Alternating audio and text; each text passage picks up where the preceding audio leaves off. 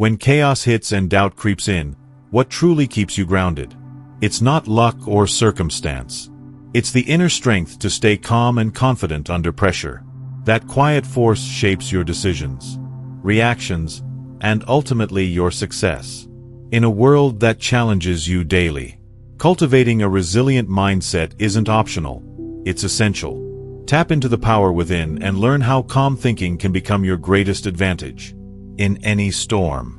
In a few moments, I'll teach you why your mindset is everything and how to stay calm and confident. The power of definite purpose. You are not here to drift like a leaf blown by the wind. You are a builder of your own future, a craftsman shaping a destiny by the blows of your own hammer. But how often do you ask yourself, what am I really aiming at? What am I willing to stake my life on? When your life lacks a clear direction, you're like a man walking into a forest without knowing what he's hunting. Each day becomes a repetition of the last. The energy is there, but without aim it scatters like light through a dirty window. Once you take hold of a purpose so definite it feels etched into your bones, something changes. You no longer wake up and wonder what the day will bring. You decide what it will bring. So when you focus your thoughts around one meaningful goal, your decisions align. Your energy becomes a blazing fire rather than scattered sparks. Imagine you're standing in a wide field with a bow in hand. You draw back the string and let the arrow fly, but there's no target. Would you do that? So why go day after day without setting a clear burning purpose? Ask yourself now, what are you willing to dedicate your time, your breath, your sweat toward? What would make the hours feel like a price worth paying? You don't need 100 answers, just one that matters deeply. Your definite purpose is not a fantasy. It's a decision. And the moment you decide, the fog begins to clear. The world stops feeling random. You begin to walk with direction, and with direction comes confidence. Purpose makes you powerful because it means you're no longer waiting, you're moving. Belief is the foundation of achievement. You are more capable than you've dared to believe. Every man or woman who ever built something great began with nothing more than a spark of belief that they could. But what happens when you let doubt steer the ship? You stall, you second-guess, you wait for a perfect moment that never comes. You look around for someone to give you permission to start. Yet those who achieve, those who build something from scratch, they don't wait for the world to believe in them, they believe first. And the world eventually follows. When belief is strong, it becomes like steel beneath your feet. You walk forward, not because there's no fear, but because belief whispers that you're equipped to handle what comes. You meet setbacks, not as signs to stop, but signals to adjust. You stop seeing failure as final and instead view it as fuel. Picture a farmer planting seed in barren soil. He does not know if the rains will come. He does not know if the sun will rise each day. But he plants, waters, and waits. Why? Because he believes in the harvest. Are you planting your goals without belief? Or are you holding the seeds in your hand, too afraid they'll never grow? The world will not hand you guarantees, but it will mirror back what you deeply believe to be true about yourself. If you see yourself as strong, persistent, creative, you will act that way. And those actions build real results. Don't wait for confidence to come after success. You must live like the man or woman you intend to become. Now, belief must walk ahead of achievement, leading it by the hand. Believe and the door opens. Discipline over desire. You already know what needs to be done. The hard part is doing it when you don't feel like it. That's where most folks turn back. They give their power to mood, to comfort, to the easy road. But if you want to win, you must choose discipline. Desire is a guest that's often late. You can't rely on it to carry you. But discipline, that's the mule that pulls your wagon through mud and snow. A man who lives by discipline is a man who cannot be defeated easily. Because whether the skies are gray or golden, he shows up. Whether the task is thrilling or tedious, he executes.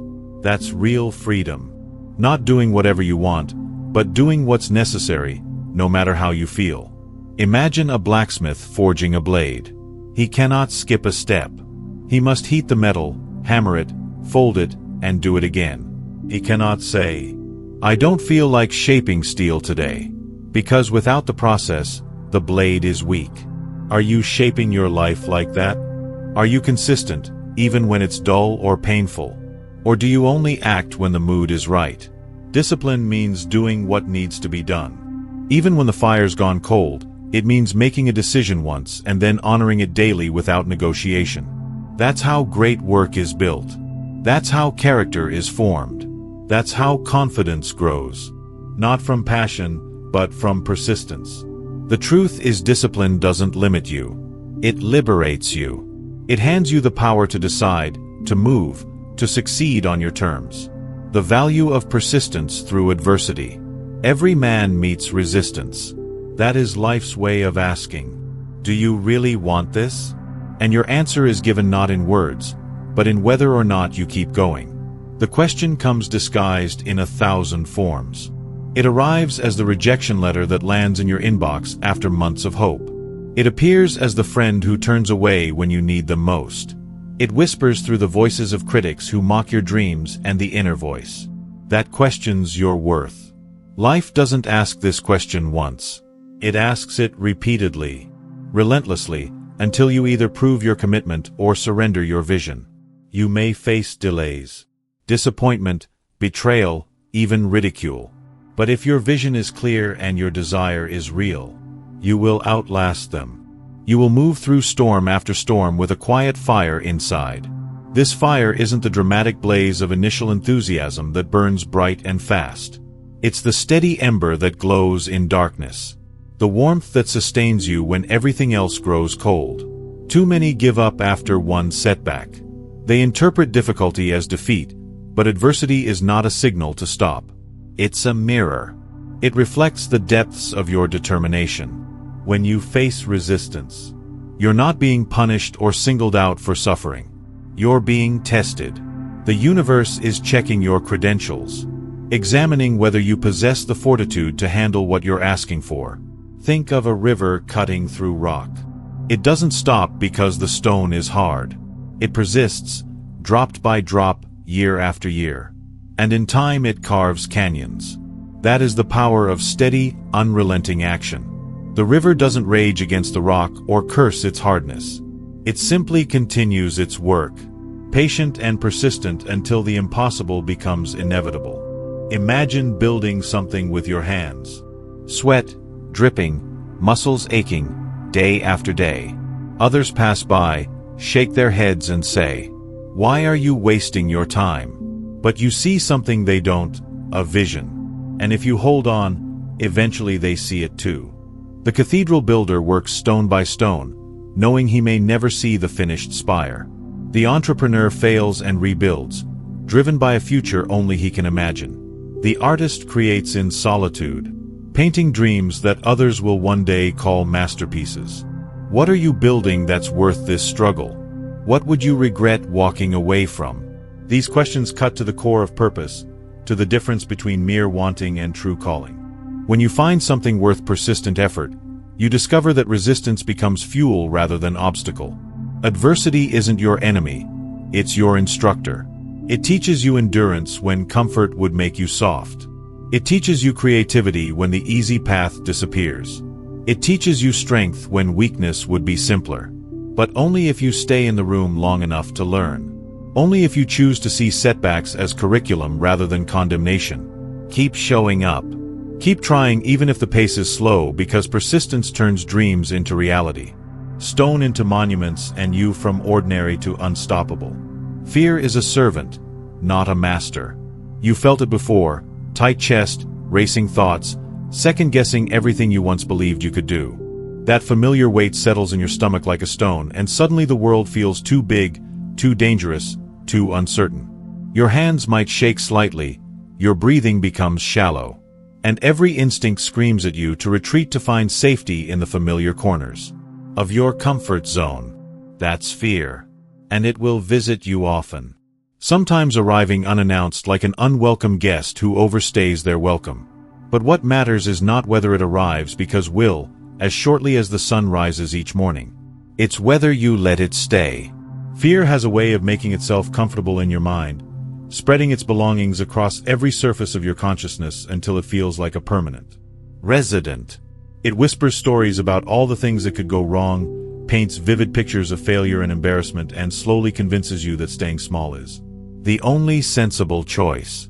Fear was never meant to be your master, though it often tries to assume that role.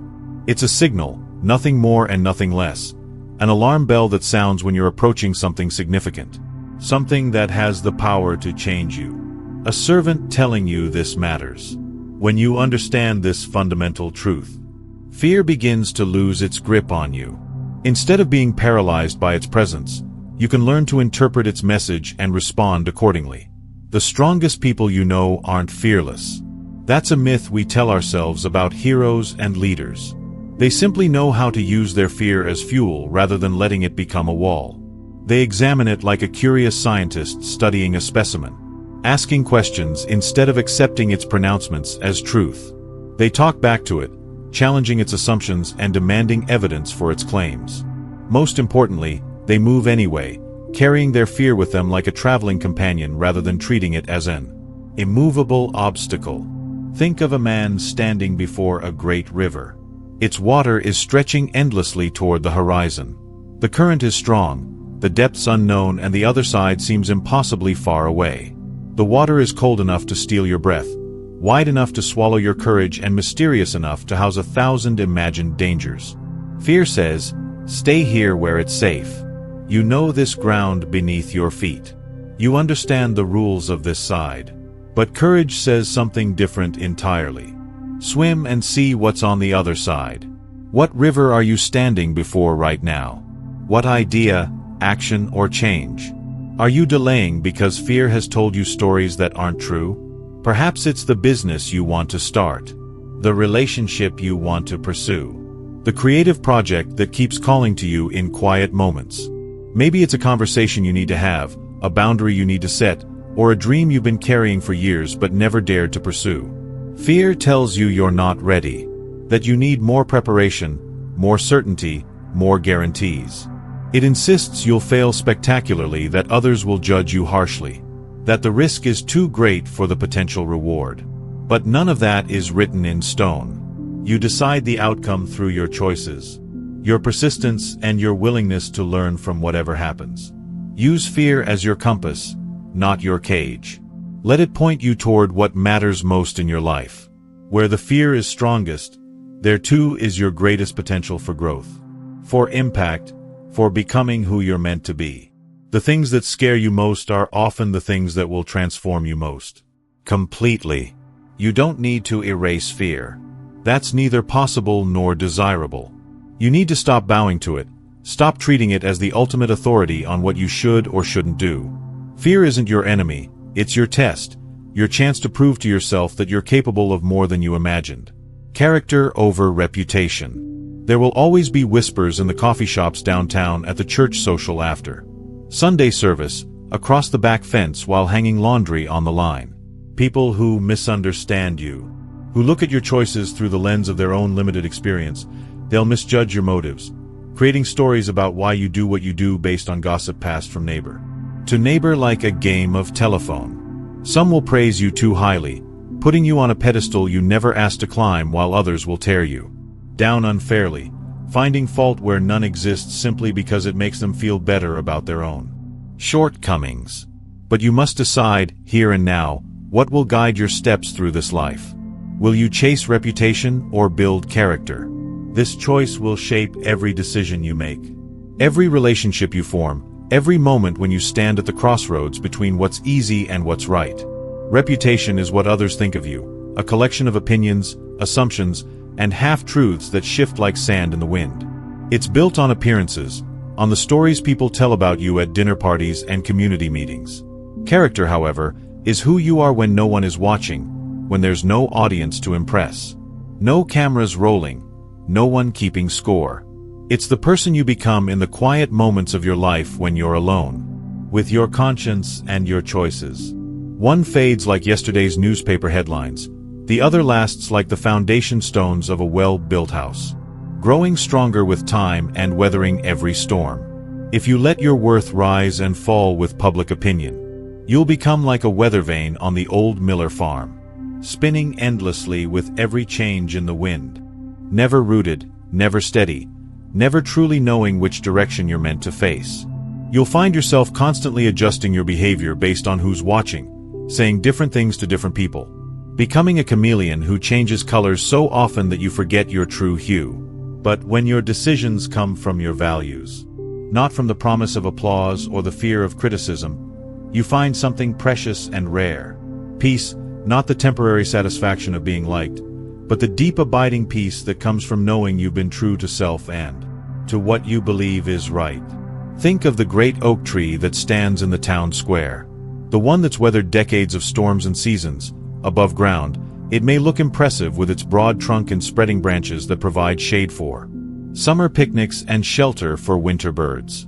But its real strength lies in what you cannot see. The roots that dig deep into the earth, unseen by passers-by, steady and sure, drawing nourishment from sources that never run dry.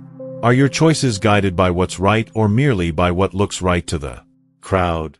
This question will test you repeatedly, sometimes in small ways, sometimes in moments that will define the rest of your life. You'll be tempted to impress, to embellish your stories around the dinner table, to make yourself seem more important or successful than you feel. You'll be tempted to take the easy path because it wins faster approval, to go along with popular opinion, even when it goes against your better judgment. But hold firm to what you know to be true and good. Do the work when no one's watching, the small acts of kindness, the honest labor, the quiet discipline that shapes your character like water shaped stone. Keep your word, even when it costs you something, even when breaking it would be more convenient. Stand by your principles, especially when they require sacrifice. When doing right means walking away from something you want or facing criticism from people whose approval you value. Reputation may open doors, getting you invited to the right parties or considered for certain opportunities. But character is what keeps those doors open, what sustains relationships and builds trust that lasts through good times and bad. And in the quiet moments, late at night when the house is still and you're alone with your thoughts, you'll know who you truly are. That peace, that integrity, that unshakable sense of your own worth, that's something no crowd can give you or take away. Your energy is sacred. Guard it. You are not a machine. You cannot give endlessly without cost, no matter how much the world expects it of you or how much you expect it of yourself. Your energy, your mental, physical, and emotional strength is sacred. It's the wellspring from which everything else flows. Your decisions, your ideas, your focus, your joy, your ability to love and create and contribute to the world around you. This energy is not an endless resource that we often treat it as if it were. We pour it out carelessly, spending it on things that don't matter, people who don't deserve it, and situations that drain us without giving anything meaningful in return. When you treat your energy like it's limitless, you inevitably burn out. The warning signs are there long before the collapse. The irritability that creeps in, the tasks that feel insurmountable, the joy that gradually fades from activities you once loved. When you give your energy away freely to every argument that doesn't change anything, every complaint that solves nothing, every task that adds no value to your life or anyone else's, you arrive at the end of each day feeling hollow, empty, wondering where the time went, why you feel so drained, and how you managed to be so busy while accomplishing so little that truly mattered. You must learn to protect your energy the way a farmer guards water during a drought. Every drop becomes precious when scarcity reveals its true value. The farmer doesn't waste water on weeds that will die anyway. He channels it carefully toward the crops that will sustain life. Your energy deserves the same thoughtful stewardship. Ask yourself these essential questions and answer them honestly. Who gets your best hours? Are you giving your peak energy to your most important work, or are you squandering it on trivial matters and then wondering why you feel depleted when it's time to focus on what truly counts? What drains you unnecessarily? Which conversations, commitments, and mental habits are quietly stealing your vitality without offering anything worthwhile and returned? What restores you? What activities, relationships, and environments actually replenish your energy? Instead of depleting it, there's genuine power in choosing not to respond to every insult. in recognizing that some battles aren't worth fighting because they cost more than they could ever give back. There's wisdom in walking away from draining conversations that go nowhere, in saying no without guilt when requests don't align with your values or goals, in resting when rest is needed rather than pushing through exhaustion out of misplaced pride. Picture a man walking up a mountain, carrying a heavy pack on his shoulders. The summit is his destination, and the journey demands everything he has. If he fills his pack with stones that aren't his to carry, other people's problems, unnecessary worries, obligations that serve no real purpose, he won't make it far before collapsing under the weight.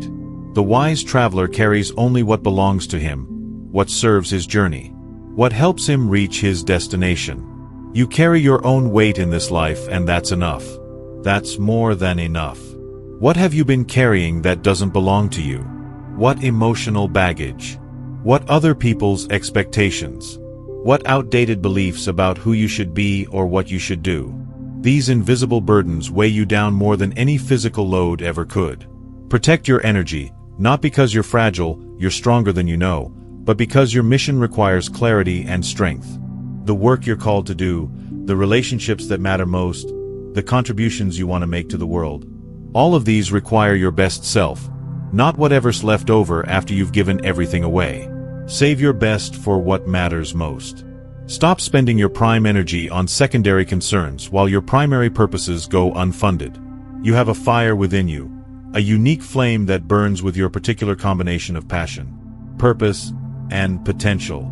Don't let it flicker and dim because you kept fueling things that never lit you up in the first place. Guard that fire, feed it wisely, let it burn bright for the things that truly matter. Success is a habit, not a stroke of luck. Many believe success arrives like lightning, sudden, loud, random, striking without warning, and a brilliant flash that transforms everything in an instant. They wait for that moment of inspiration, that breakthrough idea, that stroke of luck that will change their lives forever. But real success doesn't flash dramatically across the sky.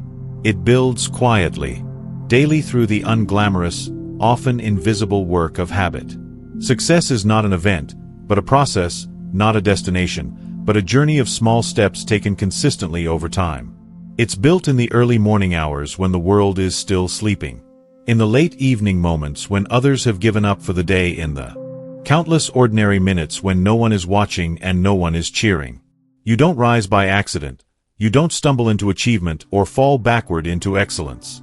You rise by routine, by the small deliberate actions that you repeat, even when the initial thrill is gone. Even when motivation has abandoned you, even when the work feels monotonous and the results seem invisible.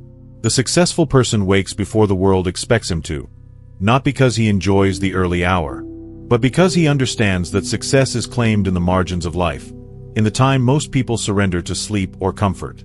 He plans while others react, writes while others consume, moves while others remain stationary, works while others wait for the perfect moment. He does this not because he's lucky. Luck is what happens when preparation meets opportunity. But because he's disciplined. What are your daily habits? This question cuts to the heart of who you're becoming. Do your habits lift you toward your goals, or do they lull you into complacency? Are you building the foundation for the life you want, or are you unconsciously constructing barriers to your own success? Picture two people starting from the same place in life. One commits to reading for 15 minutes each day, choosing books that challenge his thinking and expand his understanding. A week passes and there's no visible difference between them. A month goes by and still they seem to be in the same place. But a year later something is shifted. A decade passes and the gap has become a chasm. One has built wisdom, knowledge, and perspective that inform every decision he makes. The other has built nothing but regret and the haunting sense of time wasted. Your results are the fruit of your habits, not your wishes. You can dream all you want. Set goals with great enthusiasm and make resolutions with sincere intentions, but none of that matters if your daily actions don't align with your aspirations. The person who wishes to be a writer but never writes will remain a dreamer. The person who wants to be healthy but never exercises will remain weak. The person who longs for wisdom but never learns will remain ignorant. You don't have to do everything at once. That's the beauty and the power of habits. They don't require massive effort or dramatic change, but you must do something every day. It compounds like interest in a savings account, growing slowly at first, then accelerating as time passes. It builds the future long before it shows, creating momentum that becomes unstoppable. Decide now, what one habit could you commit to that moves you forward. At 10 habits, not a complete life overhaul, but one simple, sustainable action that you can repeat daily. Then protect it like treasure, guard it against the forces it would steal it away. Laziness, distraction, the voice that says it doesn't matter, because that habit, it's your edge, your secret, your power. Over time, habits become identity. The person who runs every day becomes a runner. The person who writes every day becomes a writer. The person who learns every day becomes wise. Identity becomes results, and results over the long arc of a life become legacy. Stillness is where wisdom gathers in a world that pushes you to always be doing, chasing, running toward the next goal, the next achievement, the next distraction. Stillness feels almost unnatural. We've been conditioned to believe that movement equals progress, that constant activity signals importance, that being busy is the same as being productive. But that's precisely where clarity is born, in the quiet spaces between the noise. In the moments when we stop long enough to remember who we are beneath all the doing. When you slow down, not out of laziness or procrastination but out of deliberate intention, you begin to see. The world comes into sharper focus. You notice what truly matters and what you've been mistaking for importance. You hear your own voice again, that inner wisdom that gets drowned out by the constant chatter of obligations and expectations. You develop the ability to discern the signal from the noise, to separate what's essential from what's merely urgent. This isn't about becoming passive or disengaged. A calm mind isn't empty. It's sharp, focused, resilient.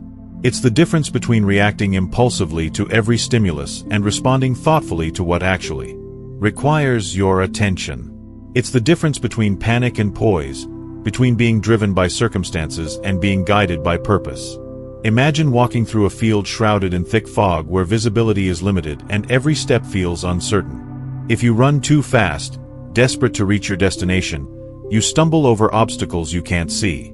Veer off course and exhaust yourself fighting shadows. But when you pause, when you allow your vision to adjust to the conditions, something remarkable happens. The fog doesn't disappear, but you learn to navigate it. You find the path that was there all along, hidden beneath the haste and anxiety. When was the last time you truly paused? Not the brief intermission between tasks, not the distracted moments thumbing through a magazine, but real stillness when you sat in quiet and asked yourself the questions that matter. Is this the direction I want my life to take? Is this how I want to spend my days? Am I living according to my values, or am I simply responding to whatever demands the most attention? Stillness is not wasted time, though our culture would have you believe otherwise. It's gathering time. It's the sharpening of your axe before you attempt to cut through the wood of your challenges. The woodcutter who takes time to sharpen his blade will accomplish more in less time than the one who hacks away frantically with a dull tool. The same principle applies to your mind, your decisions, your entire approach to life. The world will tempt you to stay busy, to fill every moment with activity, to mistake motion for progress. Television advertisements will show you people who seem to be constantly achieving, constantly moving, constantly doing something impressive.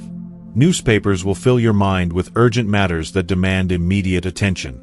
But you must remember, motion isn't progress. A hamster on a wheel moves constantly, but goes nowhere. Noise isn't wisdom. The loudest voice at the town meeting isn't necessarily the wisest. Hurry isn't power. True power comes from knowing when to act and when to wait, when to push forward and when to step back. Create space in your life for stillness. Take walks without destinations, where your only goal is to move your body and clear your mind. Write your thoughts in a journal, not to publish or share, but to clarify what you're thinking and feeling. Sit with silence, even when it feels uncomfortable, even when your mind wants to fill it with worries about tomorrow or regrets about yesterday. Let your inner voice rise above the crowd in a world full of opinions, advice and expectations. You need to remember what you actually think, what you actually want, what you actually believe. This voice can only be heard in the quiet moments, when you're not performing for others or trying to meet someone else's standards. Because in the stillness, you don't just hear yourself better, you become yourself better. You remember who you are beneath all the roles you play and all the expectations you carry. You reconnect with your core values, your deepest desires, your truest self. Vision without work is just a dream. You may have a picture in your mind of the life you want, the person you could become, the legacy you'd like to leave behind when your time on this earth is done. That's vision, and it's powerful. It's what pulls you forward when everything else seems to push you back. It's what gives meaning to your struggles and purpose to your pain. But without work, without the daily grind of turning dreams into reality, vision becomes nothing more than a fantasy. A beautiful mirage that retreats every time you think you're getting closer. There are many who dream in this world. Walk into any coffee shop, any bar, any gathering of friends, and you'll hear them, people talking about what they're going to do, who they're going to become, how they're going to change their lives. They speak with passion and conviction. Their eyes bright with possibility, but fewer actually do. The difference between the dreamers and the achievers isn't talent, isn't luck, isn't even opportunity. The difference is sweat, effort, repetition, the willingness to show up day after day, even when the work is hard and the progress is slow. A vision is like a blueprint that an architect draws up for a magnificent building. Every detail is carefully planned. The soaring ceilings, the elegant columns, the way the light will filter through the windows. It's beautiful on paper, inspiring to look at, easy to admire, but without bricks, without mortar, without the back-breaking labor of construction, it remains just that, paper. The structure never rises. The building exists only in the imagination of its creator. What are you building today that your future self will thank you for? What effort are you putting in right now to make your vision real? Not someday when conditions are perfect. Not next year when you have more time. Not when you feel more motivated. But now, what small but significant step can you take today that moves you closer to the life you've imagined? Imagine a man standing at the edge of an empty plot of land, staring at the bare earth and talking endlessly about the mansion he'll build there. He describes every room in vivid detail, tells everyone who will listen about the grand staircase, the marble floors, the gardens that will bloom in spring. His vision is clear, his passion is real, his plans are elaborate, but year after year passes and there's no shovel in his hand. No foundation poured, no stone laid, just words carried away on the wind. Is that what you're doing with your goals? Are you the person who talks about writing a book but never writes a page? Who dreams of starting a business but never takes the first step? Who imagines getting in shape but never laces up the running shoes?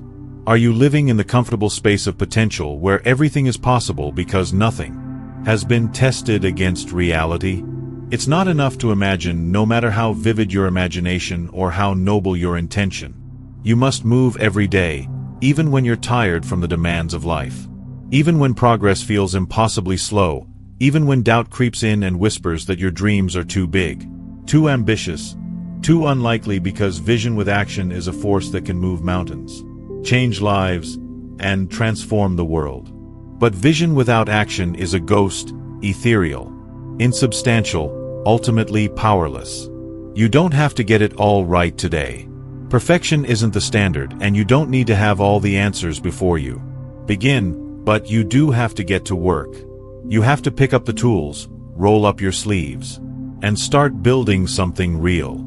Otherwise, you'll spend your years dreaming in beautiful colors while watching someone else build what you only talked about. The tragedy isn't in failing to achieve your vision, it's in failing to try. The real heartbreak comes not from falling short of your dreams, but from never taking the first step toward making them real. Confidence comes from preparation. You want to feel calm when pressure comes. You want to speak with strength, walk with certainty, act without hesitation. But that kind of confidence doesn't appear from nowhere. It comes from preparation done quietly, consistently in the shadows. There's a particular stillness that comes over a man who has prepared. While others fidget and second-guess themselves, he sits with a calm that runs deeper than surface composure. This isn't the manufactured confidence of someone pretending to be ready. This is the quiet assurance of someone who has already fought the battle in his mind, practiced the movements in his body, and rehearsed the responses in his heart. A man who prepares is never caught off guard. He might not control the outcome, but he has control over himself. And in this world, that's power. Real power isn't the ability to dominate others or bend circumstances to your will. It's the capacity to remain centered when everything around you is chaos, to respond rather than react, to choose your actions instead of being driven by impulse or fear. Confidence built on charm is fragile. It crumbles the moment someone doesn't laugh at your jokes or validate your presence. Confidence built on appearance fades when you're not the best-dressed person in the room. But confidence built on readiness? That's unshakable. You walk into a challenge not wondering if you'll survive, but knowing you've done the work. You've anticipated the questions, practiced the skills, and prepared for the variables that might arise. Think of a soldier sharpening his blade before battle. He does not wait until danger arrives. He prepares. In the quiet hours before dawn, he tends to his equipment, studies his maps, and runs through scenarios in his mind. He knows that when the moment comes, there will be no time for second thoughts or last-minute preparations. In the same way, you prepare by studying when others are sleeping, by practicing when others are playing, by rehearsing when others are relaxing. You fail in private so you can succeed in public. This preparation isn't glamorous work. It happens in empty rooms and quiet moments. It's the writer crafting sentences at 4 in the morning, the entrepreneur studying market trends on weekends, the athlete running when his body begs for rest.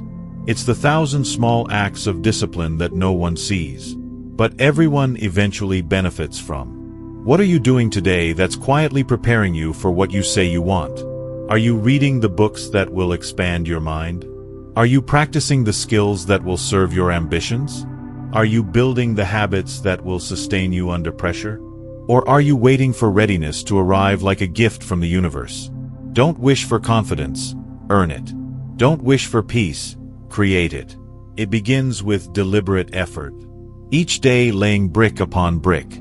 Some days the work feels pointless, the progress invisible. But you continue anyway, trusting that preparation is an investment that always pays dividends, even if you can't see the returns immediately. And when the moment arrives, when the interview comes, when the opportunity knocks, when the choice must be made, you won't panic. You'll perform because you didn't wait to be ready. You made yourself ready.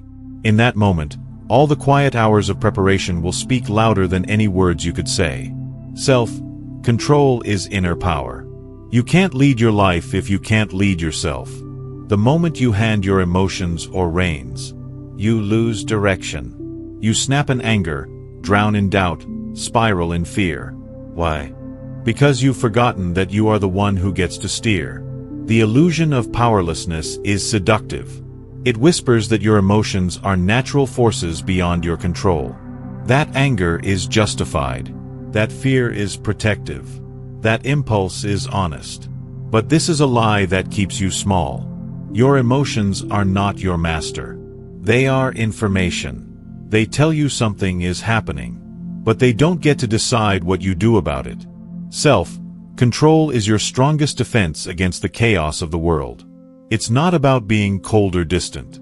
It's about staying steady, calm, clear. When the world shouts, you listen. When panic rises, you breathe. When temptation knocks, you remember your values. This isn't suppression or denial. It's sovereignty. It's the recognition that between stimulus and response lies a space, and in that space lives your power to choose. A man without self-control is like a horse without reins. Strong but wild. He'll bolt at every sudden noise, wear himself out and crash before reaching any destination. His strength becomes his weakness because it lacks direction.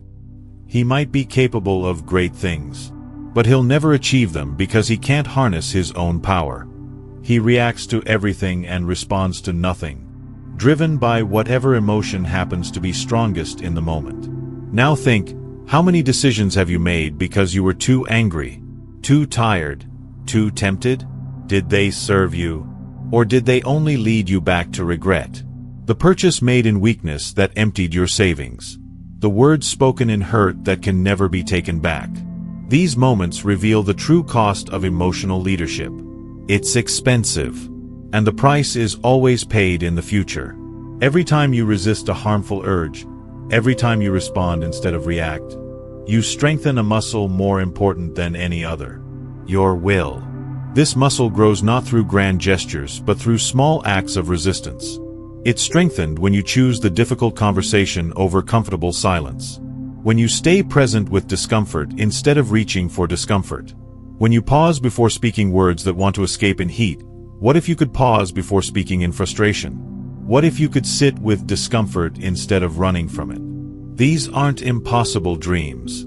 They're practical skills that can be developed. The pause between feeling and action can be expanded. The space between trigger and response can be widened. But it requires practice. The same way building physical strength requires consistent effort. You don't need to be perfect. You just need to practice. With each small act of self-control, you build strength.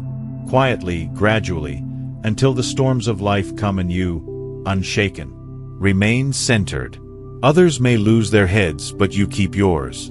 Others may be swept away by the current, but you remain anchored. This is not because you don't feel the storm. It's because you've learned to stand steady within it. Self-control is not the absence of emotion. It's the presence of choice, and choice exercised consistently becomes character. Character, tested by time, becomes destiny. Thought is the seed of all action. Before a man acts, he first thinks. And before he thinks, he first believes something about the world and about himself. Your thoughts are the soil. If you plant weeds, don't expect to harvest wheat. This is the forgotten foundation of transformation. Most men focus on changing their circumstances, their relationships, their outcomes. But they ignore the source from which all these things flow. They tend to everything except the garden of their own mind, wondering why their efforts bear bitter fruit or no fruit at all. Every result you see in your life, your habits, your surroundings, your opportunities, sprouted from a single thought. Maybe a thought of fear, maybe a thought of courage, but everything started there. The man who thinks I always mess things up unconsciously sabotages his own efforts.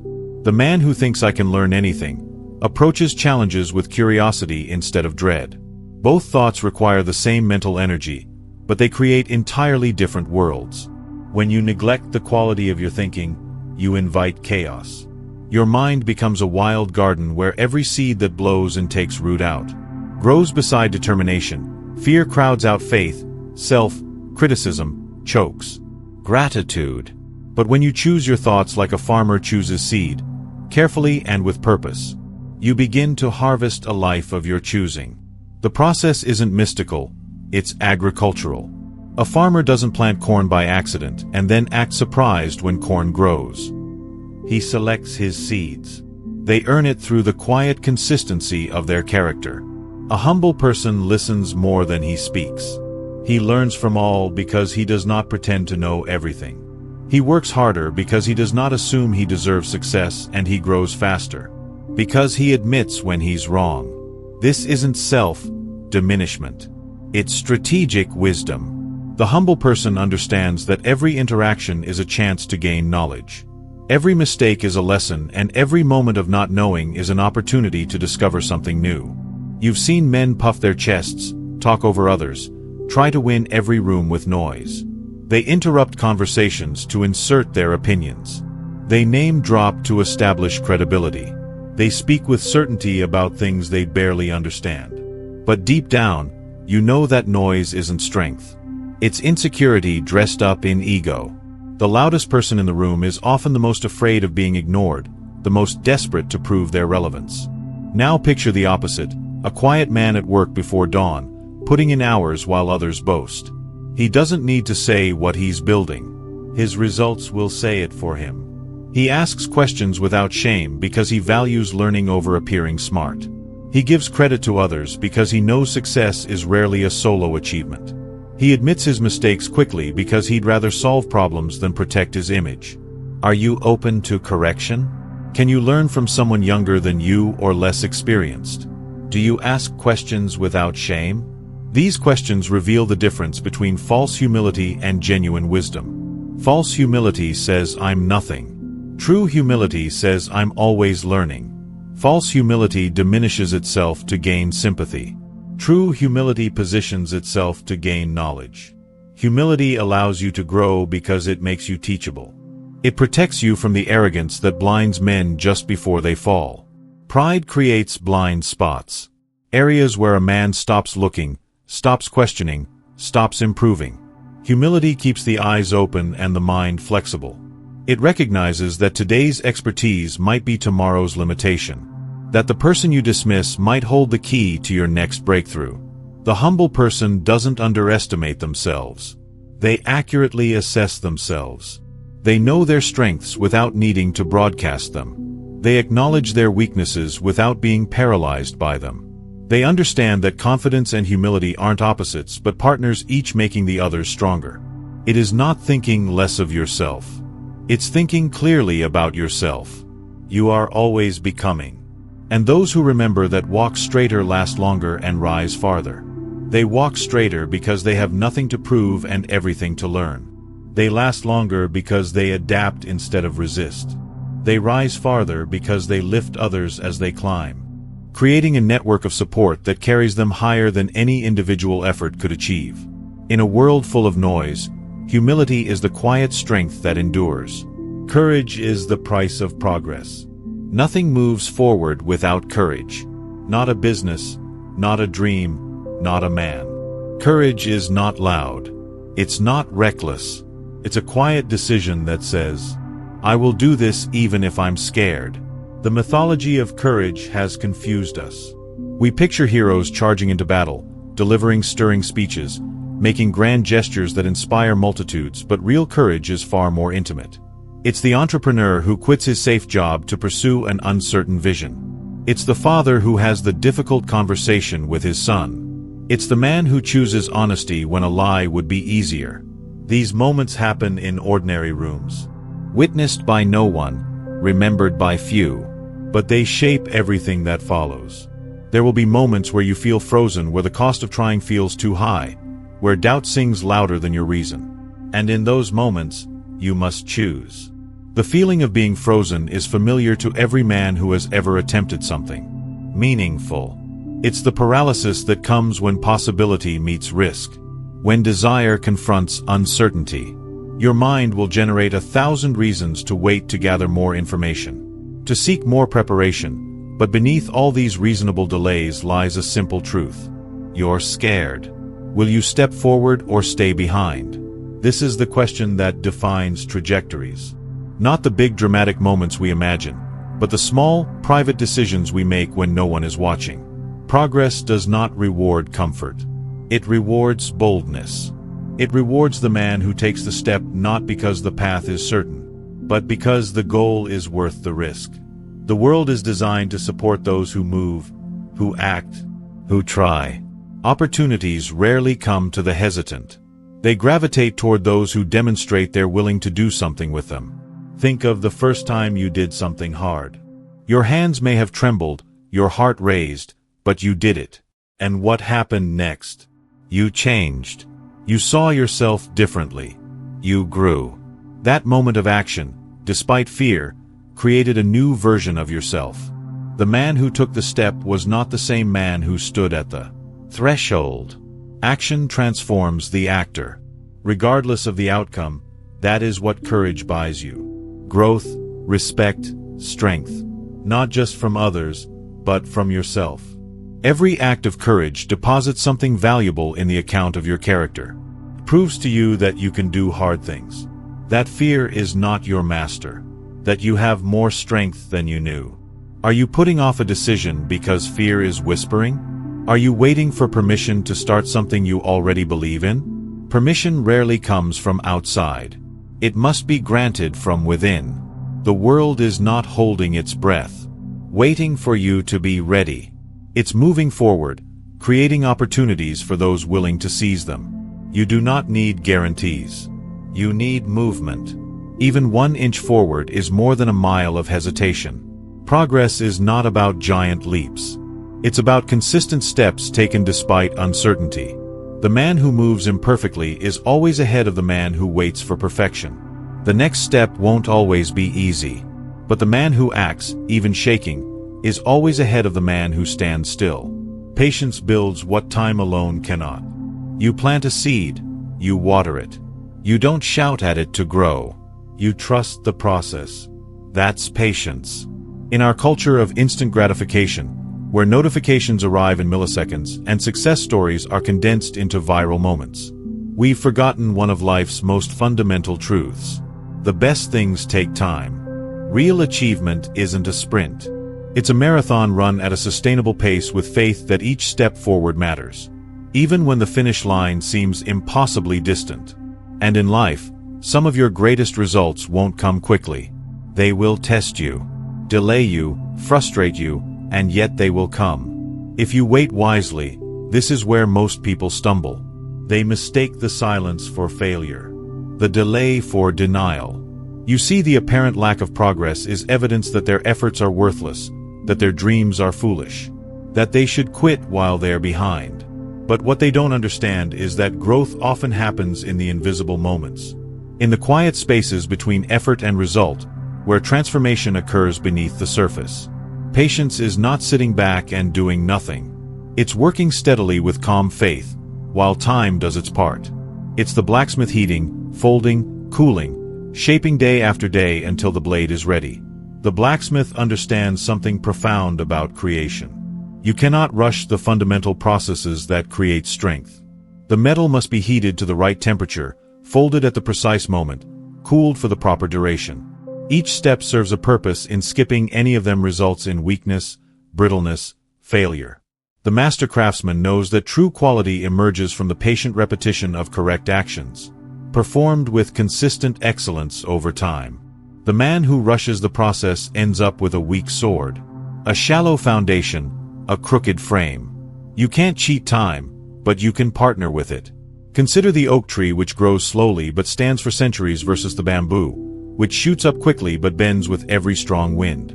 The oak's strength comes from its patient development, from roots that dig deep and wood that grows dense, ring by ring. It doesn't compete with the grass for speed. It competes with storms for endurance. Are you rushing something that needs space to grow? Are you abandoning the work too early because the results aren't here yet? Look honestly at your life. That business you started 3 months ago? Are you already declaring it a failure because it hasn't made you wealthy? That fitness routine you began 6 weeks ago? Are you ready to quit because you don't yet look like the person in the magazine? That relationship you're building? Are you growing impatient? Because deep intimacy takes longer than instant attraction? Real progress feels slow. It comes in whispers, not trumpets. But if you keep showing up, if you keep stacking effort upon effort, it builds quietly, unshakably. The compound effect of consistent action is perhaps the most underestimated force in human achievement. Each day's work seems insignificant, but like drops of water that eventually carve through stone. Persistence creates results that seem impossible from the perspective of any single moment. The writer who commits to 1 page daily has a novel by year's end. The investor who saves a small amount consistently retires wealthy. The person who reads for 30 minutes each morning becomes remarkably educated over time. Your character, your results, your dreams, they're not overnight work. They are crafted with patience. Character especially cannot be rushed. It's forged in the quiet moments when no one is watching. When you choose to do the right thing despite having easier options. When you maintain your standards, even when the immediate rewards aren't apparent. Each choice builds upon the last, creating the foundation of who you become. So wait. But while you wait, work. Let patience be your strength, not your excuse, because when the time is right, what you've built will stand. This is the paradox of patience. It requires both surrender and action, both acceptance and effort. You surrender the timeline while maintaining the work ethic.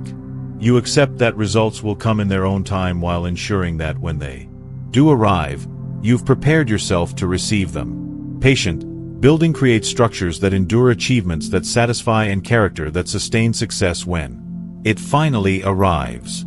Responsibility is freedom in disguise. You may think that responsibility is a burden, that it weighs you down. But in truth, it is your key to freedom. The moment you stop blaming others, the weather, your past, your boss, or luck, you take back your power. There's a profound shift that happens when you fully embrace this truth. It's the difference between being a victim of circumstances and being the architect of your destiny. Most people resist this shift because they've been conditioned to believe that responsibility means fault, that ownership means guilt, that accountability means punishment. But they've missed the most beautiful part of the equation. Responsibility is not about blame. It's about power. When you own your decisions, your habits, your results, you are no longer a leaf in the wind. You are the captain of the ship. Consider the difference between these two positions. A leaf has no choice in where it lands. It's entirely subject to forces beyond its control. The wind's direction, the season's change, the tree's timing. It floats wherever external forces carry it. Beautiful, perhaps, but ultimately powerless. A ship's captain, however, works with the same winds that toss the leaf, using them as tools to reach chosen destinations. The captain doesn't control the weather, but controls the response to it. This is the transformation that occurs when you stop making excuses and start making choices. The same circumstances that once seemed to control your life become raw materials for building the life you want. The difficult childhood becomes the source of your resilience. The failed relationship becomes the teacher of your boundaries. Job loss becomes the push toward your true calling. Too many waste years saying, "If only this hadn't happened. If only someone helped me. If only the times were better." But those words build nothing. Only action does. The if only game is seductive because it removes the pressure of having to do something. It's comfortable to believe that your success depends on external factors aligning perfectly, that your happiness requires other people's cooperation, that your progress needs ideal conditions. But comfort is the enemy of growth. And this particular comfort is also the enemy of achievement. Every moment spent crafting the perfect excuse is a moment not spent crafting the imperfect, but real solution. Every hour invested in explaining why something can't be done is an hour not invested in figuring out how it can be done.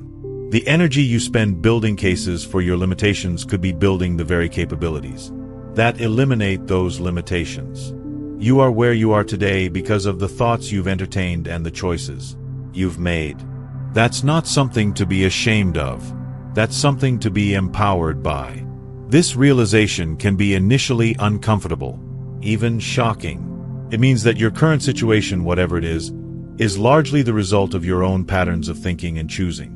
If you're unhappy, you played a role in creating that unhappiness. If you're unfulfilled, you participated in constructing that emptiness. If you're struggling, your own decisions contributed to that struggle. But here's why this truth is liberating rather than crushing. If you created your current reality, you possess the power to create a different one. You're not a victim of random forces or other people's choices. You're a creator who has been creating unconsciously and can now choose to create consciously. Because if you built your current life, you can build a better one, brick by brick, step by step. The same mind that made decisions leading to your current circumstances can make different decisions leading to different circumstances. The same hands that took actions creating your present situation can take actions creating a new situation. The same heart that shows certain priorities can choose different priorities.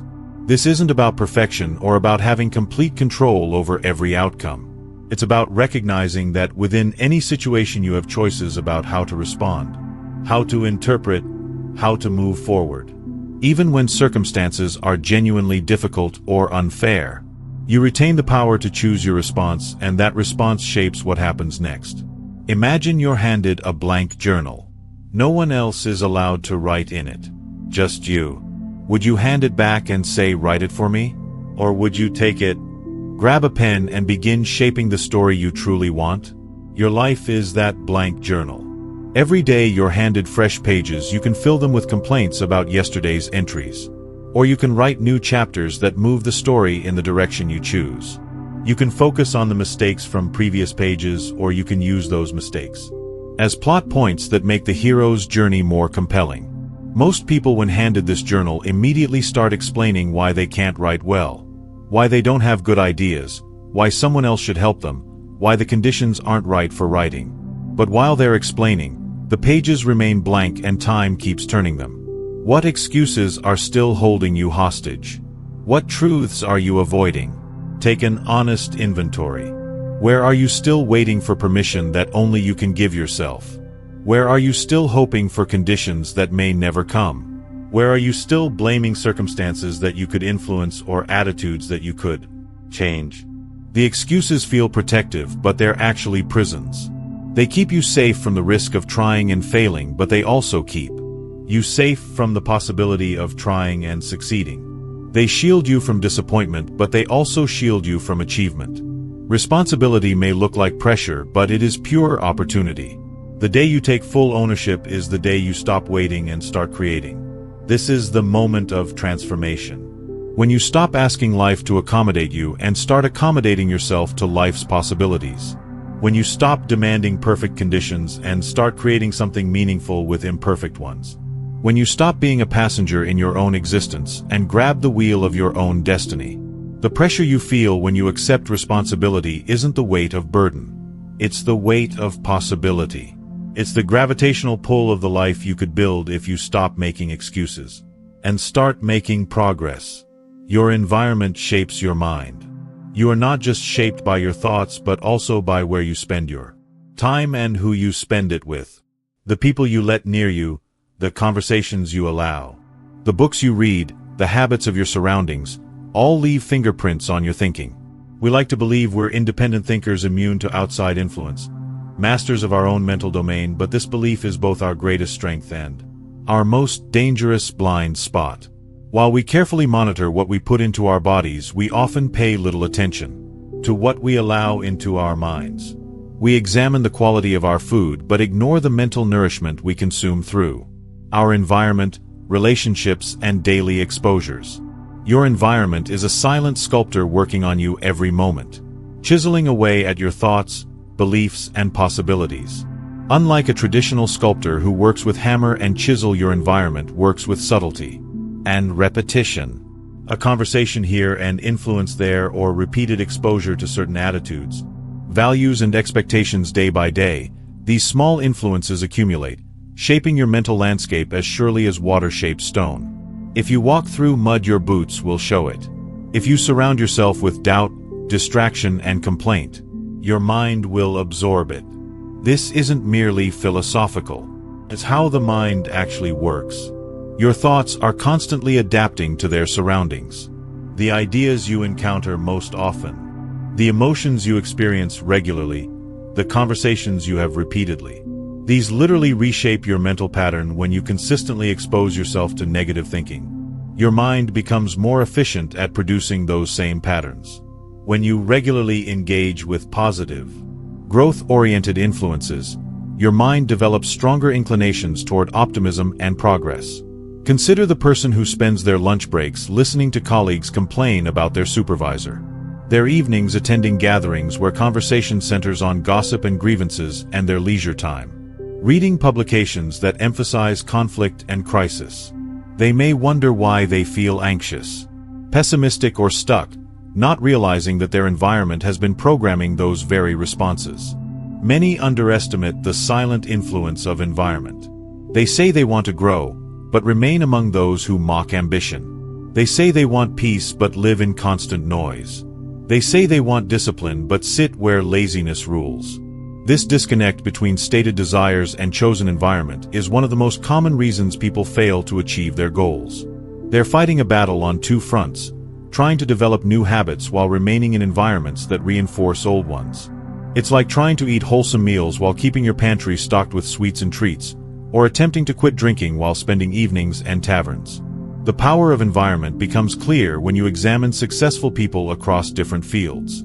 Athletes train in environments filled with other athletes, coaches, and constant reminders of peak performance. Businessmen often work in offices surrounded by other ambitious individuals, books about commerce, and conversations about growth and innovation.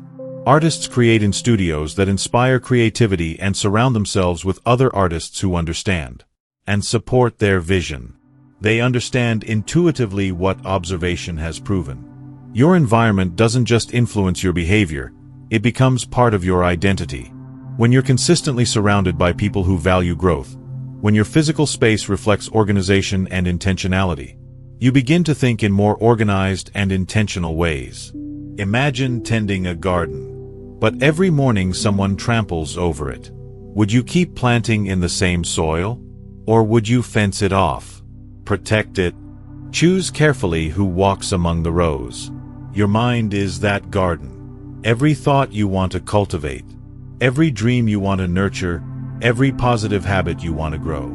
These are the seeds you're planting daily. But if your environment is constantly trampling these tender shoots with negativity, distraction, and discouragement, your mental garden will never flourish. The wise gardener doesn't just plant seeds. They create conditions for growth. They choose the right soil, ensure proper lighting, provide adequate water, and protect their plants from pests and harsh weather. They understand that the environment is not separate from the plant. It's an integral part of the plant's ability to thrive. Well, what about your mind? What are you allowing to trample your focus, your confidence, your goals? Look honestly at your current environment. Who are the people you spend the most time with? What are the conversations that fill your days? What books and newspapers do you read? What does your home and workspace communicate about your priorities and values? Are these influences supporting the person you want to become? Or are they reinforcing the person you're trying to leave behind? This isn't about judgment, it's about awareness. You might discover that certain relationships, while comfortable or familiar, are actually holding you back. You might realize that your physical environment is cluttered with reminders of past failures, rather than inspirations for future success. You might find that your reading diet is heavy on entertainment and light on education. You don't have to shut out the world, but you must shape your environment to support the life you want. That means being deliberate, protective, intentional. This is where many people hesitate. They worry about seeming anti-social or elitist. They feel guilty about distancing themselves from certain influences or upgrading their environment. But there's a crucial difference between being selective and being snobby, between being protective and being close-minded. Being intentional about your environment means making conscious choices about where you spend your time and energy. It means surrounding yourself with people who challenge you to grow, rather than those who enable you to stay small. It means choosing reading material that informs and inspires, rather than that which merely entertains or inflames. It means creating physical spaces that reflect your values and support your goals. Change your surroundings and you'll begin to think differently. And once you think differently, you'll act differently. And that, my friend, changes everything. This is the cascade effect of environmental design. When you intentionally craft an environment that supports your best self, you make it easier to think thoughts that align with your goals. When your thinking shifts, your actions naturally follow. When your actions change, your results change. When your results change, your confidence and identity evolve. And when your identity evolves, you naturally seek environments that match your new sense of self. The environment you choose today is choosing the person you become tomorrow. Choose wisely. Faith in the invisible builds the impossible. You don't have to see the whole staircase to take the first step, but you do need faith. Not blind hope, but conviction that your work, your effort, your vision matters, even if it's not visible yet. Faith is perhaps the most misunderstood virtue in the vocabulary of achievement. Too often it's confused with wishful thinking or passive waiting, as if faith means sitting back and expecting miracles to unfold without effort. But true faith isn't either passive nor wishful. It's an active working conviction that drives you forward when evidence is scarce and encouragement is absent. The faith required for meaningful achievement is not the faith that ignores reality, but the faith that sees beyond present reality to future possibility. It's the deep knowing that your consistent efforts, even when they seem insignificant, are contributing to something larger than what currently exists. It's the understanding that every worthwhile creation begins in the realm of the invisible and gradually materializes through sustained action. Every great achievement was invisible at first. The bridge before the steel. The book before the ink. The life you want before the first hard choice. Consider the great cathedrals of Europe, many of which took generations to complete. The master builders who laid the first stones knew they would never see the finished spires reaching toward heaven. Yet they worked with meticulous care, faith sustaining them through decades of labor. They understood that their daily efforts were part of something magnificent, even though that magnificence existed only in blueprints and imaginations. The inventor Thomas Edison conducted over 1,000 experiments before creating a practical light bulb. Each failure could have been seen as evidence that his vision was impossible. Instead, he viewed each unsuccessful attempt as eliminating one more way that wouldn't work, bringing him closer to the way that would. His faith wasn't in guaranteed success. It was in the value of the process itself. This is the distinction between faith and fantasy. Fantasy expects results without effort, success without struggle, achievement without sacrifice. Faith expects that effort will eventually yield results, that struggle will eventually lead to strength, that sacrifice will eventually produce something worthwhile. Faith doesn't demand immediate gratification. It trusts in eventual fruition. Faith is what keeps the craftsman at work long before anyone sees the final result. It's what gets you out of bed when no one is watching. It's what carries you through when doubt knocks louder than hope. In the early hours of the morning, when the world is still asleep and your work feels insignificant, faith is what pulls you from the comfort of your bed. In the quiet moments when you're laboring on something that no one understands or appreciates, faith is what keeps your hands moving. In the dark periods when progress seems impossible and setbacks feel overwhelming, faith is what whispers that this struggle has meaning. The craftsman polishing a piece of furniture doesn't need an audience to do excellent work. The writer crafting a sentence doesn't need immediate praise to choose the right word. The athlete training in the pre-dawn darkness doesn't need spectators to give their best effort. Their faith in the process, in the eventual outcome, in the value of their work itself, sustains them through the long periods of invisible progress. This kind of faith develops character in ways that easy success never could. When you continue working without external validation, you develop internal validation. When you persist without immediate rewards, you strengthen your capacity for delayed gratification. When you maintain your standards without supervision, you build integrity that no external force can shake. Imagine building a cabin deep in the woods. Day after day you work alone. No one comes by. No one praises, but you believe in what it will become. And so you keep building. This image captures the essence of faith-driven work. There's no audience, no immediate gratification, no external pressure to maintain your standards. There's only you, your vision, and your commitment to bringing that vision into reality. The work itself becomes its own reward, and the process of creation becomes as meaningful as the final creation. In this solitary building, you discover something profound about yourself. You learn whether your motivation comes from within or from others. You discover whether you truly believe in your vision or whether you were merely hoping for approval. You find out if your standards are internal or external, if your persistence is genuine or performative. Do you believe in your path enough to walk it alone? This question cuts to the heart of authentic achievement. Anyone can work hard when others are watching, when praise is likely, when success seems assured, but the test of genuine faith is whether you'll continue when you're the only witness to your effort. When criticism is more likely than praise, when success feels distant and uncertain. Walking your path alone doesn't mean walking it without purpose or direction. It means walking it without needing constant validation from others. It means trusting your inner compass more than external opinion. It means being willing to be misunderstood, to be questioned, to be doubted, while you pursue what you know to be right. There will be days when you feel foolish, when you wonder if it's all in vain. But the real foolishness is abandoning your purpose because others can't see it yet. These moments of doubt are not signs of weakness. They're signs of humanity. Every person who has ever achieved something meaningful has faced these moments when their paths seemed questionable. Their effort seemed wasted. Their visions seemed impossible. The difference between those who succeed and those who don't isn't the absence of doubt, but the response to doubt. The foolish person abandons their purpose when others question it. The wise person uses others' inability to see their vision as fuel for their own conviction. They understand that if everyone could see it, it wouldn't be a vision. It would be obvious. The fact that others can't see it yet doesn't make it less real. It makes it more valuable. Faith does not need applause. It needs action. When you keep showing up despite no guarantee, you become unstoppable. This is the paradox of faith. It grows stronger not through certainty, but through uncertainty, courageously faced.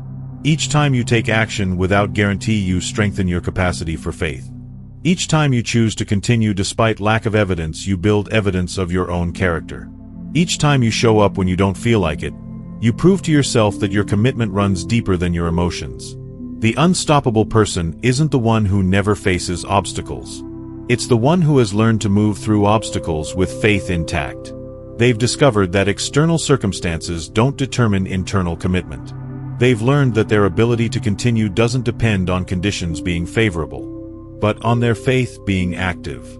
Because the impossible only becomes real when someone refuses to stop building it. History is written by those who refuse to accept impossible as a final answer. Every breakthrough, every innovation, every transformation began with someone who looked at the impossible and saw it as simply the not yet accomplished. They understood that impossible is not a fact. It's an opinion that changes when someone demonstrates otherwise. The impossible becomes possible one day at a time, one action at a time, one decision at a time. It becomes possible when someone has enough faith to keep building even when no one else can see the blueprint. It becomes possible when someone refuses to let the opinions of others determine the limits of their own potential. Your faith is your building permit for the impossible. Use it wisely and build something that matters. Silence is a source of strength. In a world that praises constant noise, silence has become a rare kind of power. But you, if you want clarity, true clarity, must learn to sit quietly, think clearly, and act deliberately. We live in an age that mistakes volume for value, chatter for wisdom, and constant motion for progress. The loudest voice often wins the argument, regardless of the strength of its position. The busiest person appears the most important, regardless of the significance of their work. The most talkative individual seems the most confident, regardless of the depth of their understanding. But this is an illusion that serves neither truth nor growth.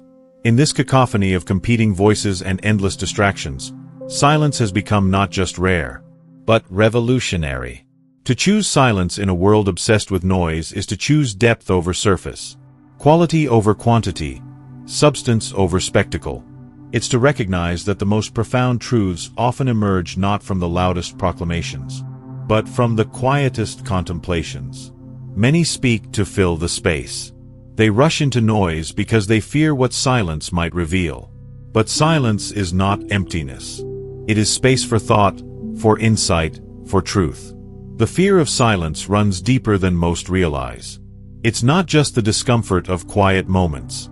It's the terror of what those moments might expose. When the external noise subsides, internal voices emerge. When the distractions fade, unresolved thoughts surface. When the busyness stops, the questions we've been avoiding demand answers. People fill conversations with meaningless chatter not because they have something important to say, but because they're afraid of what might be heard in the pause. They rush from one activity to another, not because each activity is essential, but because stillness might force them to confront uncomfortable truths about their choices, their direction, their authenticity. But what they perceive as emptiness is actually fullness. Silence isn't the absence of sound. It's the presence of possibility. It's the space where thoughts can form without interruption, where insights can emerge without competition, where truth can speak without shouting. In silence, the mind stops reacting and starts reflecting. The heart stops defending and starts discerning. The strongest men you'll ever meet speak the least because they've already considered their words. They don't react to every insult, respond to every challenge, or chase every noise. They choose their response, and that makes them powerful. True strength is not demonstrated by the ability to dominate every conversation, but by the wisdom to enter only the conversations that matter. It's not shown by having an opinion on every topic, but by having thoughtful positions on important matters. It's not proven by quick responses to every provocation, but by measured responses to meaningful challenges. The person who has learned to embrace silence possesses a unique form of power, the power of choice. While others are compelled to react, driven by impulse and emotion, the person comfortable with silence can pause, consider, and choose. This pause, this brief moment of silence between stimulus and response, is where freedom lives. It's where reactive behavior transforms into deliberate action. Consider the difference between a person who immediately responds to every criticism and one who takes time to evaluate whether the criticism deserves a response at all. The first person is controlled by others' words. The second person controls their own responses. The first person's energy is scattered across countless meaningless interactions. The second person's energy is focused on purposeful engagement. Imagine sitting by a quiet stream after a long day. The world slows. Your breath deepens. You see things you missed in the rush. That's the value of silence.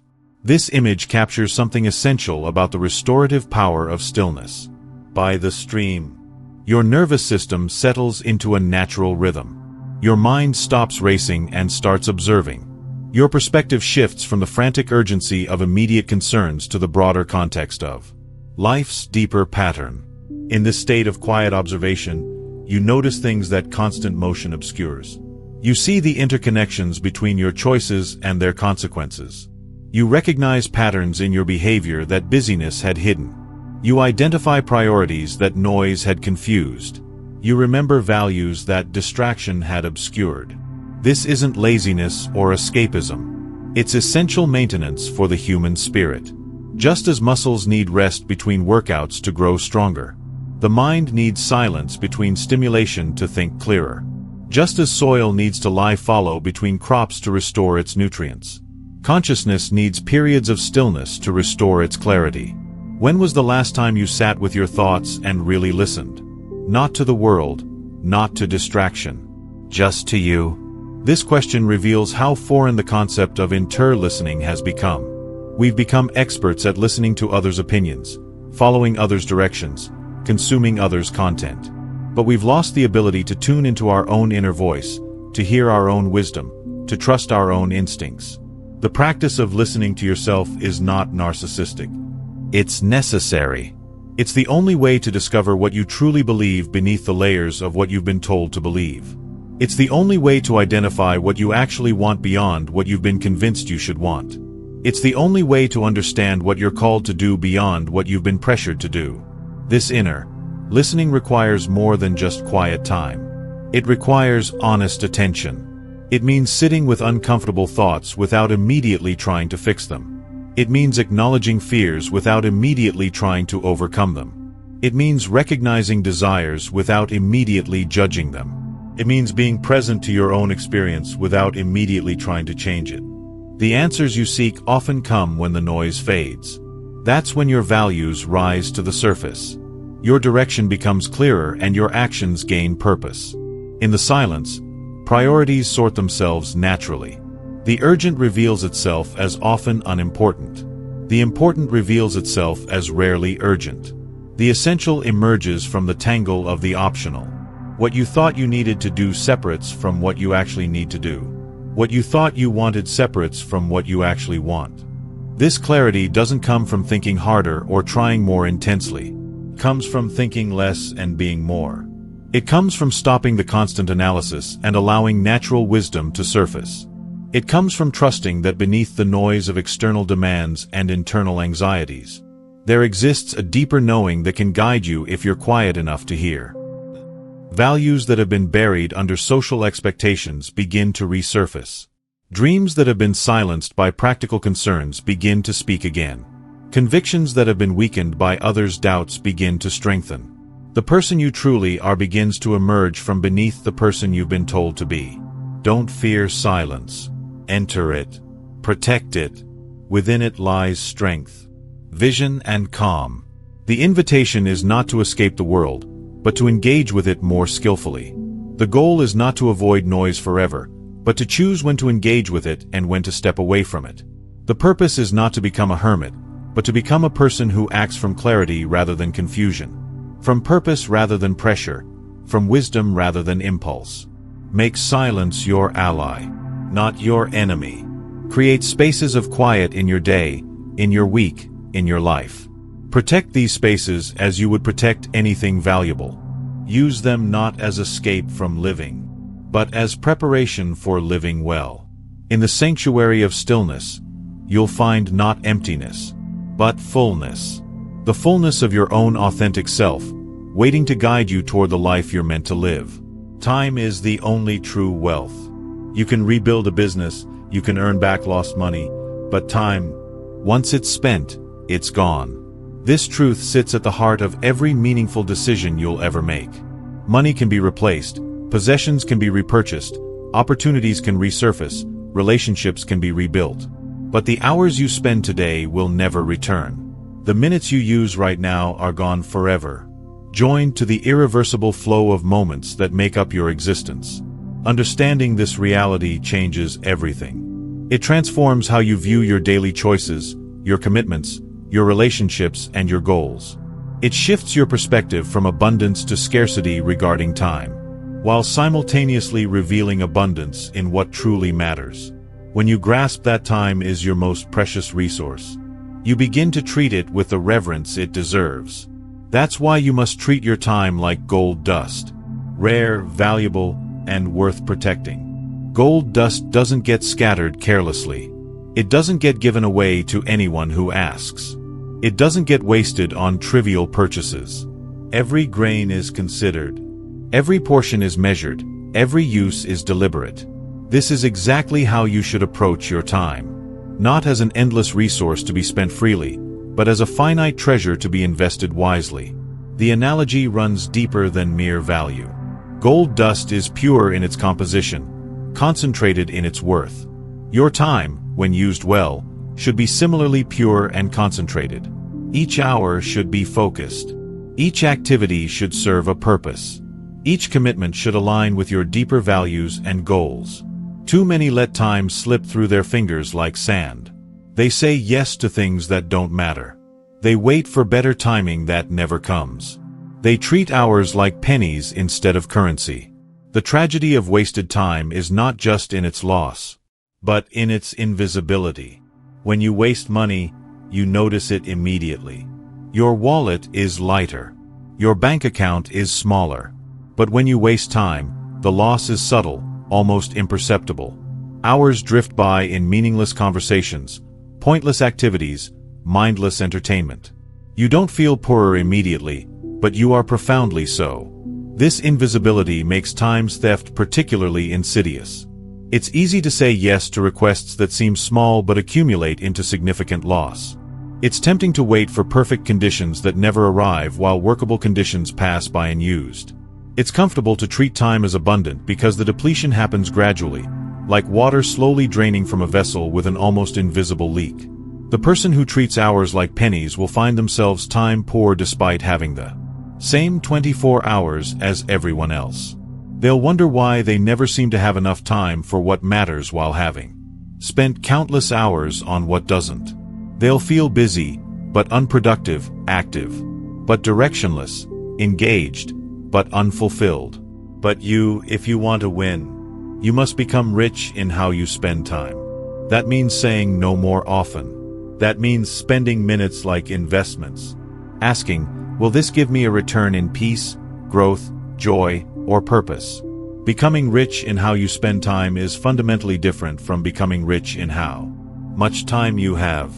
Everyone has the same allotment of hours each day, but not everyone uses those hours with equal wisdom. The difference between those who accomplish remarkable things and those who struggle to achieve their basic goals often lies not in talent or luck, but in how they invest their time. This investment mindset transforms your relationship with time. Instead of asking, how can I fill this hour? You ask, how can I invest this hour? Instead of wondering, what should I do now? You wonder, What would be the highest value use of this moment? Instead of drifting through your day, you navigate it with intention. The discipline of saying no becomes essential. Every yes to something unimportant is a no to something important. Every hour spent on activities that don't serve your goals is an hour not spent on activities that do. Learning to decline requests, invitations, and opportunities that don't align with your priorities isn't selfishness. It's stewardship of your most precious resource. Imagine walking into a shop where every item costs 1 hour of your life. Would you still buy everything you do? This thought experiment reveals the true cost of your choices. That television program that costs 3 hours of your evening, would you purchase it if you had to trade 3 literal hours of your life? That social gathering that requires 4 hours of your weekend, would you attend if those 4 hours were visibly deducted from your remaining time on Earth? The metaphor works because it's not really a metaphor. Every hour you spend on something is an hour of your life that you're trading for that experience. The question is whether you're making conscious trades or unconscious ones, whether you're getting good value for your investment or poor value. When you view your time through this lens, certain activities lose their appeal while others gain importance. Mindless entertainment feels expensive when priced in life hours. Meaningful conversations feel like bargains. Skill development appears as high-yield investments. Rest and reflection become necessary maintenance rather than optional luxuries. Your time is your life. Guard it, spend it wisely. Place it where it builds something real. Skills, relationships, rest, purpose. This isn't about becoming miserly with your time or eliminating all spontaneity and pleasure from your life. It's about being intentional with your choices, deliberate with your commitments, and strategic with your investments. It's about recognizing that every hour spent building skills is an hour invested in your future capacity. Every hour spent nurturing relationships is an hour invested in your happiness and support system.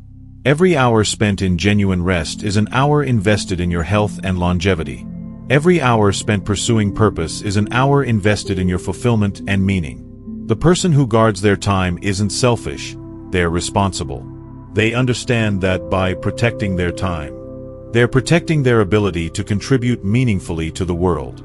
They realize that by spending time wisely, they're modeling good stewardship for others. They recognize that by being intentional with their hours, they're more present and valuable in the time they do share. You'll never regret using time well, but you will regret wasting it. This is one of life's most reliable truths. At the end of your days, you won't wish you had spent more time in meaningless activities, more hours in mindless entertainment, more minutes in purposeless pursuits. You'll wish you had been more intentional, more focused, more deliberate with the precious hours you were given. The regret that comes from wasted time is particularly sharp because it's irreversible. You can't go back and reclaim those hours, can't replay those moments, can't undo those choices. The time is gone, and with it, the opportunities it might have created. What would your day look like if every hour was accounted for? If every action aligned with the man or woman you want to become? This question invites you to reimagine your daily existence, not as a series of random events and reactions, but as a carefully composed symphony, where each note serves the greater composition. Not as a collection of separate moments, but as a unified story where each scene builds toward the climax you're creating. When every hour is accounted for, no space for meaningless worry, no room for activities that don't serve your growth or well-being. When every action aligns with your best self, your days become coherent, your weeks become productive, your months become transformative. When you master your time, you master your future. Time mastery is life mastery. When you learn to invest your hours wisely, you create the future you want rather than stumbling into the future that happens to you. When you become intentional with your minutes, you build the skills, relationships, and experiences that compound into extraordinary outcomes. When you treat your time as the precious resource it is, you discover that you have more power over your destiny than you ever imagined. Your future is being created right now in this moment with how you choose to spend your time. Choose wisely. Remember, challenges will come and the world won't always slow down. But you don't have to be swept away by the chaos. By mastering your mindset, you gain the power to stay calm. Think clearly and move forward with unshakable confidence. This isn't about perfection. It's about progress, resilience, and inner strength. Carry this truth with you. Your mindset is everything. Protect it, train it, and let it guide you through anything life throws your way. You got this.